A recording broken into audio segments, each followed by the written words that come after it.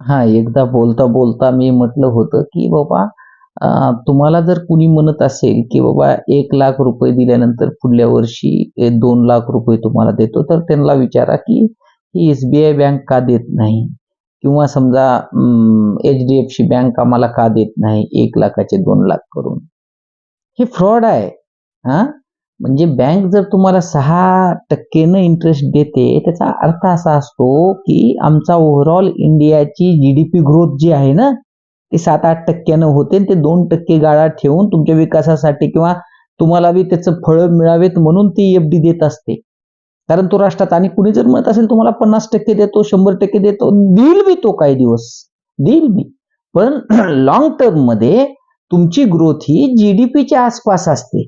म्हणजे कोणते बिझनेसेस जरा स्ट्रॉंग असतील तर ते 15% न ग्रोथ होतील आणि कोणते जरा लगेच डगमगले तर 1% ने येतील. असं एव्हरेजमध्ये ते 8%, 9%, 10% मध्ये चालतं.